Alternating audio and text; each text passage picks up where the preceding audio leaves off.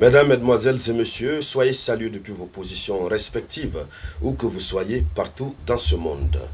L'heure est très grave. Les alliés occidentaux d'Israël affichent carrément leur intention de vouloir en découdre une fois pour toutes avec Israël. Mais pendant ce temps, un seul des alliés reste très réticent. Depuis son revirement spectaculaire, cet allié s'oppose à leur idée. On ne sait pas si c'est un jeu, mais il s'agit de la France, plus précisément de Emmanuel Macron. En cette journée du 17 juin 2025, toutes les idées occidentales convergent vers des félicitations à l'endroit d'Israël et surtout ce qu'il faut faire pour évidemment mettre un terme au programme nucléaire, aux installations nucléaires iraniennes.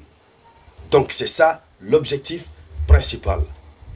C'est pourquoi d'ailleurs le président américain Donald Trump, il a fait des déclarations fracassantes aujourd'hui, 17 juin 2025. Dans ces déclarations, il est allé même jusqu'à dire que oui, ils savent exactement où se trouve le soi-disant guide suprême, mais qui ne sont pas prêts à l'envoyer au repos éternel pour le moment.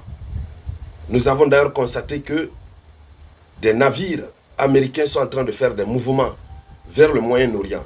Pour, disent-ils, ils partent pour protéger le Moyen-Orient. Alors, la situation va de mal en pire. L'Allemagne aussi vient, à travers son chancelier, son nouveau chancelier, vient de faire une déclaration va-t-en-guerre. Pendant ce temps, Emmanuel Macron dit qu'il n'est pas d'accord avec tout ce que ces gens sont en train de dire. Mesdames, Mesdemoiselles et Messieurs, dans le cadre de cette vidéoconférence, c'est bien sûr de cela que nous allons parler. Mais avant de continuer, avant d'aller dans les profondeurs, je vous demande de mettre le geste, de faire les gestes qui motivent, c'est-à-dire mettez les likes et partagez la vidéoconférence au maximum. N'oubliez toujours pas de laisser un avis en commentaire. Allons-y dans les profondeurs. Alors, vous savez, l'option qui se présente actuellement, c'est comment renverser le régime iranien. Ils veulent renverser le régime actuel et mettre autre personne à la tête de l'Iran. Quelqu'un qu'ils peuvent manipuler. C'est ça, leur option. Et quand je dis eux, je parle des Occidentaux. Alors, à l'instant où nous sommes en train de parler, Israël continue ses frappes en Iran. Et Israël a revendiqué au passage l'élimination d'un haut commandant militaire du régime iranien. Et donc de l'autre côté, les missiles et les drones kamikazes iraniens n'auraient pas réussi à faire de victimes sur le territoire israélien, mais ils ont eu à commettre des dégâts.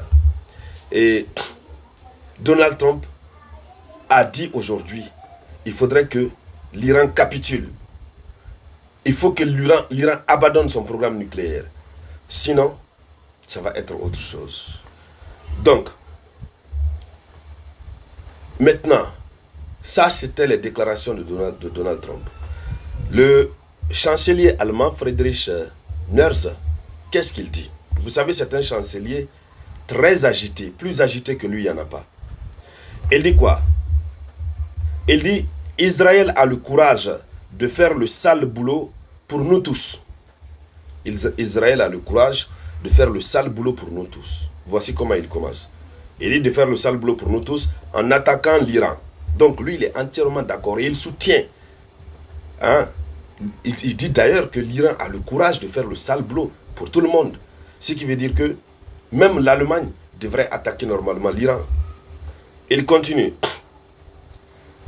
Il dit, voilà, il estime que le pouvoir iranien a apporté la mort et la destruction dans le monde avec des attentats, des meurtres et des massacres avec le Hezbollah, avec le Hamas ou encore la livraison de drones à la Russie.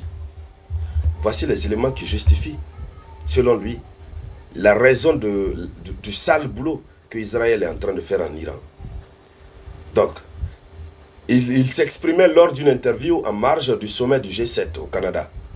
Donc il dit que Israël a apporté la mort et la destruction dans le monde avec des attentats, avec des meurtres, avec des massacres, avec le Hezbollah, avec le Hamas ou encore la livraison de drones à la Russie. Alors, selon lui, sans les frappes israéliennes, le régime iranien aurait peut-être même fini par se doter de l'arme atomique. Donc le chef du gouvernement allemand, il estime que ces 5 jours d'offensive israélienne ont déjà considérablement affaibli le régime des mollahs et il est peu probable qu'il retrouve sa force d'avant. Donc pour lui, les 5 jours-là ont déjà affaibli beaucoup l'Iran et il est peu probable que l'Iran retrouve sa force d'avant. C'est la même chose qu'il faisait en Ukraine. Hein. Ils voient la vérité en face, mais ils laissent ça, ils disent autre chose. 5 jours durant lesquels l'Iran a carrément dominé Israël. Carrément, mais eux, ils décident de ne pas reconnaître. Mais cette fois-ci, le président Emmanuel Macron fait quand même un effort de reconnaître. Macron dit quoi? Macron dit renverser le régime iranien par la force extérieure serait une erreur stratégique. Il dit, je pense que tous ceux qui croient qu'en frappant avec des bombes depuis l'extérieur, on sauve un pays malgré lui-même ou contre lui-même, se sont toujours trompés. Je pense que les peuples sont souverains. Ils changent leurs dirigeants par eux-mêmes. Donc voici la déclaration qu'il a eu à faire en marche toujours du sommet du G7 au Canada. Selon Emmanuel Macron, tous ceux qui ont voulu par le passé changer des régimes par des frappes ou des opérations militaires ont commis des erreurs stratégiques. Voilà, c'est l'expérience qui nous l'apprend. Voici le contenu de sa déclaration.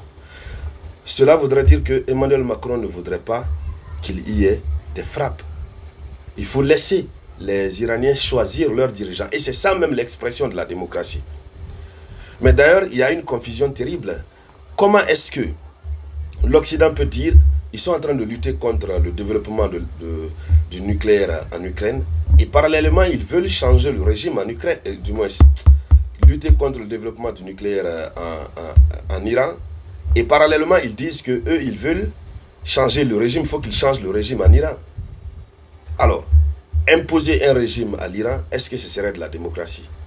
Non, ce serait violer la souveraineté. Et c'est ça la démocratie à leur avis. Violer la souveraineté, imposer leur volonté, mettre à la tête de l'État iranien quelqu'un qui ne peut pas dire non. Quelqu'un qui accepterait de ne plus livrer des drones à la Russie, de ne plus être en partenariat avec la Russie. Voici le vrai problème. Voici le vrai problème. Nous avons vu le président iranien qui est allé tout récemment au repos éternel. Ils ont fait tout ça pour empêcher l'Iran de continuer à collaborer avec la Russie. Celui qui est venu après lui a fait le pire. Il a au contraire renforcé davantage ses relations avec la Russie. Donc voici les quiproquos qui sont en train de se dérouler actuellement. Merci donc à toutes et à tous. Merci de partager la vidéoconférence au maximum.